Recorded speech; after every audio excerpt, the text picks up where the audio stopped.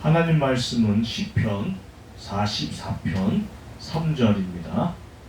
제가 봉독해 드리겠습니다.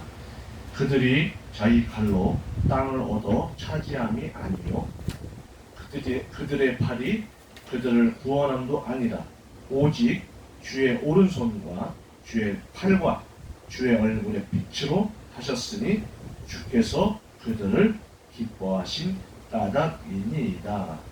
아멘. 성도는 하나님의 영원한 기쁨의 대상입니다. 뭐라고요? 성도는 하나님의 영원한 기쁨의 대상입니다. 3절에 나오는 오른손과 팔은 하나님의 강한 능력을 나타내는 말입니다. 그리고 얼굴의 빛이란 하나님의 은혜를 나타내는 말입니다. 그러므로 본절의 의미는 이스라엘 민족이 가나안을 기업으로 차지한 것이나 수많은 이방의 침탈로부터 구원함을 받은 것이 그들의 군사적인 힘이 아니라 전적으로 능력의 하나님의 역사하심과 은혜로 말미암는 것이라는 말입니다.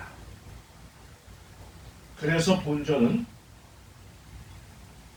하반절을 보면 주께서 그들을 기뻐하신 까닭이니라고 하였습니다. 무슨 말입니까? 이는 하나님께서 능력과 은혜를 베풀어 이스라엘로 하여금 가나안 땅을 차지하게 하시고 또 그들을 이방의 침탈로부터 구원하신 것은 하나님께서 그들을 기뻐하셨기 때문이라는 것입니다. 그렇습니다. 하나님은 이스라엘 민족을 기뻐하셨습니다. 사실 그들은 열방 중에서 가장 작은 민족의 하나였습니다. 또한 그들은 노예 민족이었습니다. 뭐 하나 내세울 것이 없는 민족이었습니다. 그런데도 하나님은 그들을 기뻐하셔서 애굽에서 구원하여 당신의 백성으로 삼으시고 가나안을 기업으로 주시며 이방의 침탈로부터 구원하여 주신 것입니다. 하나님은 항상 이스라엘 백성들을 주목하고 계신 거예요. 이스라엘 백성들을 바라보는 시선이 다른 데로 향하는 법이 없었던 것입니다.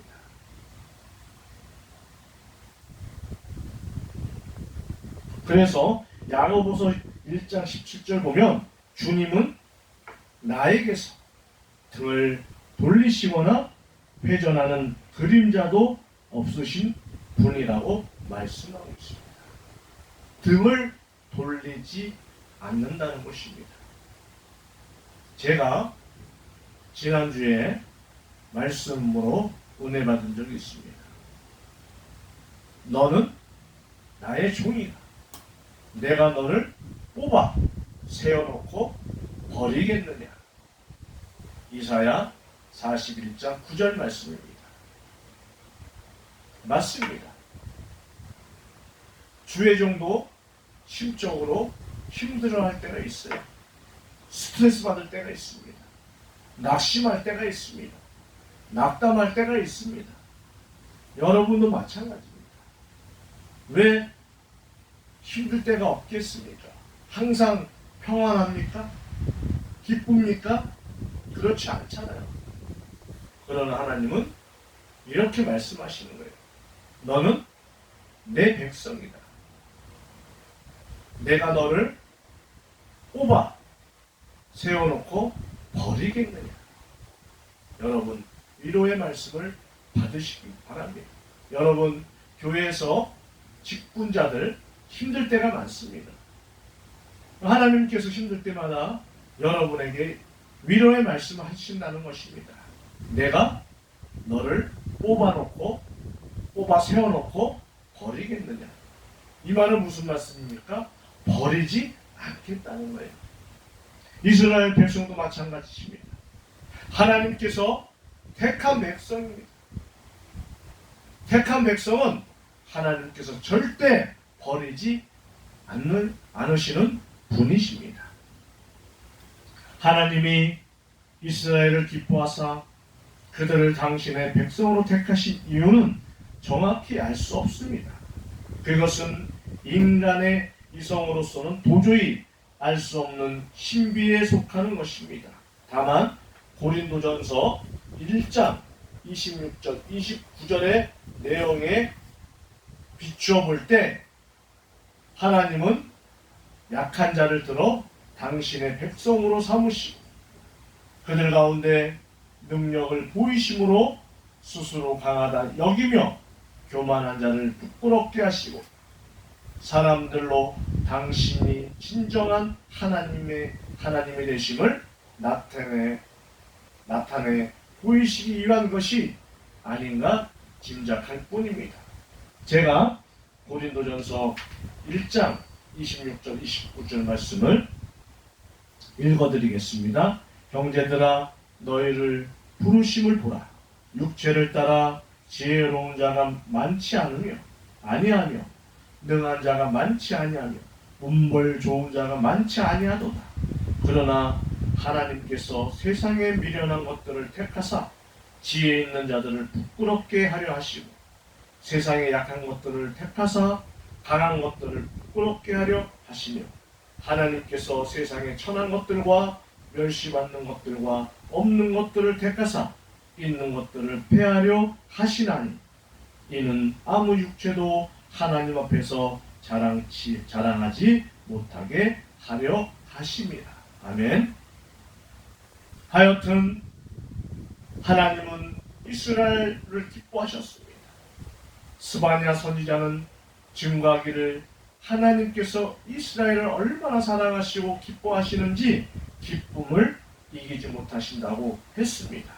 잠잠히 사랑하시고 즐거이 부르며 기뻐하신다고 했습니다. 스바냐 3장 17절 말씀도 읽어드리겠습니다. 너희 하나님 여호와가 너희 가운데 계시니 그는 구원을 베푸실 전능자이시라. 그가 너를 말미암아 기쁨을 이기지 못하시며 너를 잠잠히 사랑하시며 너로 말미암아 즐거이 부르며 기뻐하시리라 하리라. 아멘. 실로 이스라엘은 하나님의 영원한 기쁨의 대상이었습니다. 그래서 하나님은 그들을 위해 일하셨고 그들이 잘못하면 징계도 하셨고 그들이 회개하고 돌이킴을 하면 다시 구원하여 주셨습니다. 우리도 마찬가지입니다. 하나님께서 하나님의 자녀를 너무 사랑하시고 기뻐하십니다. 그래서 우리들이 잘못하면 어떻게 하시죠? 징계하시는 거예요. 징벌을 주시는 거예요. 그리고 또 우리가 잘못한 죄를 회개하면 돌이키기만 하면 또 다시 용서해 주시는 것입니다. 이와 마찬가지로 하나님은 오늘 우리를 기쁨의 대상으로 삼으십니다. 하나님은 아브라함의 믿음의 계보를 잇는 영적 이스라엘인 우리를 기쁨의 대상으로 삼으십니다. 사실 우리는 이스라엘이 하나님의 백성으로 택함을 받을 당시와 같이 뭐 하나 제대로 된 것이 없습니다. 그러나 하나님은 우리를 택하여 당신의 백성으로 삼으시고 기뻐하시고 계십니다. 세상적으로 보면 우리는 보잘것없지만 하나님이 보시기에 우리는 세상의 누구보다도 귀한 당신의 자녀입니다. 세상에서 아무리 탁월한 자라도 하나님의 기쁨의 대상이 되지 못합니다. 그들은 하나님의 사랑을 받지 못합니다. 그러나 우리는 세상이 볼 때 극히 미약해도 하나님의 기쁨의 대상입니다. 어떤 분이 이런 이야기 하더라고요. 자기가 돈을 모아서 강남에 있는 경기고등학교 앞에 있는 아파트를 IMF 때 샀다고 합니다. 그래서 지금 그 아파트가 한 40평인데 재건축해서 이제 40억인데 이제 재건축해서 입주하면 50억 정도 된대요. 그걸 이야기하더라고. 그런데 이 사람은 교회를 다니는 사람이었어요. 지금은 교회를 안 나가죠, 당연히. 오늘도 말씀하시잖아요. 아무리 우리가 재산이 많고 풍요로운 삶을 살면 뭐합니까? 내 안에 주님이 안 계시면 아무 소용없는 거예요.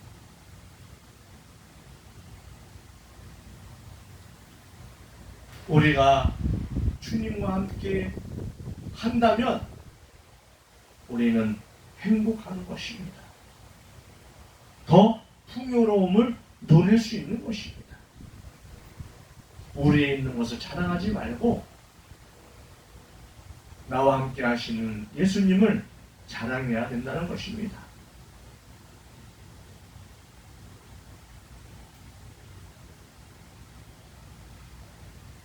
그리하여 우리는 하나님의 은혜 가운데 살아갑니다. 하나님은 우리를 보호하시고 필요한 모든 것을 공급하여 주십니다. 세상 사람들이 누리지 못할 평강을 주어 누리게 하시며 또한 우리를 영원히 복되게 하시기 위하여 영원한 하나님의 나라를 기업으로 예비해 두고 계십니다. 여러분, 참으로 우리는 복된 존재입니다. 하나님의 전적인 은혜가 우리의 조건과 관계없이 우리로 가장 복된 존재가 되게 하였습니다. 이 얼마나 기쁘고 감사한 일입니까? 우리는 이 은혜를 생각하면서 하나님을 찬송해야 할 것입니다.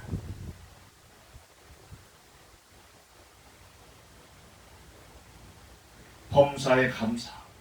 어떤 순간에도 낙심하지 말아야 하겠습니다. 우리가 하나님의 기쁨의 대상이라면 우리가 낙심할 것이 무엇이겠습니까? 하나님이 우리를 책임지실 것인데 무엇이 문제이겠습니까?